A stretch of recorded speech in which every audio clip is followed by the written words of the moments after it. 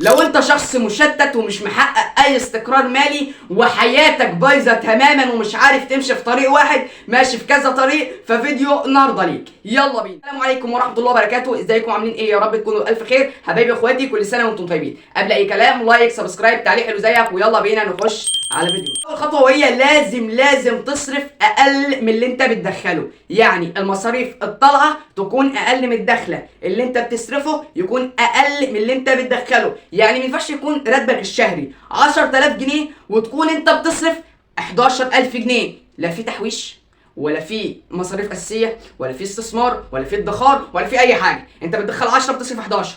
ازاي على ال1000 جنيه بتصرفه؟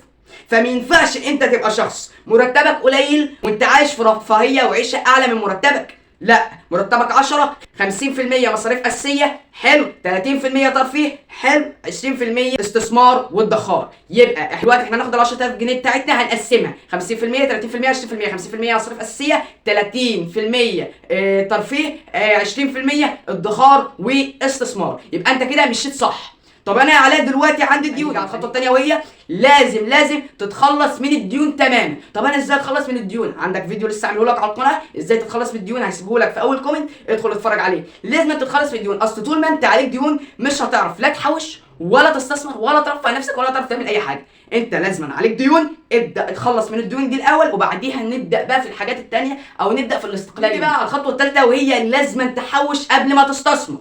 يعني انت بيجي لك مثلا مرتبك 10000 جنيه، هتحوش وتستثمر كام؟ 20%. فما ينفعش تستثمر وانت لسه معكاش مبلغ او مصاريف اسمها مصاريف للطوارئ. لازم أن يكون معاك فلوس على جنب كده تكفيك 6 شهور لقدام. يعني ما ينفعش حاجه زي ما تسيبش وظيفتك الا لما تبدا الاول تعمل ايه؟ تكون معاك على جنب كده مبلغ للايه؟ للطوارئ. حلو يا علاء. طب انا دلوقتي استثمر؟ قلت لك ما تستثمرش. امتى تستثمر؟ لما يكون معاك فلوس تقدر تعيشك لمده كام شهر، مثلا 6 شهور اقل حاجه. يعني ما تروحش تستثمر لي وانت لسه اصلا ما بداتش تحويش. حوش الاول وبعدين نرجع للاستثمار. الخطوه الرابعه وهي لو انت عايز تستثمر او بدات تستثمر في ايه؟ انا عامل لك فيديو كامل عن افضل طرق للاستثمار في 2025 و2026. طب يا علاء دلوقتي ادخل اتفرج عليه؟ ايوه ادخل اتفرج عليه، هسيبه لك برده في اول كومنت. طب انا دلوقتي يا علاء اعمل ايه؟ انا مش فاهم استثمر في ايه؟ قول لي حاجه بس سريعه. الذهب.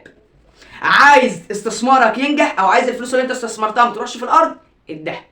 الذهب كان يوم 9/9/2025 بحوالي 4800 بالظبط. لو بصيت عليه دلوقتي هتلاقيه وصل ل 5850، زاد 1050 1000 جنيه و50، قول 1100، قول 1000 بس، 1000 جنيه في اقل من شهرين. 1000 جنيه اقل من شهرين. لو انت شخص شاري من ايام 9/9 حوالي 2 جرام هتكسب في ال 2 جرام دول 2000 جنيه. فحاول لو عايز تستثمر في الذهب. وكده يبقى فيديو النهارده خلص. وما تنساش تحجز معايا في منتهى اونلاين، هتكون على الرقم اللي قدامكم على الشاشه ده، وهتكون مجاني تماما لحد يوم 13/11/2025. وبرده ما تنساش تطور من نفسك، يعني تطور من ذاتك وتستكشفها. سلام يا بطل.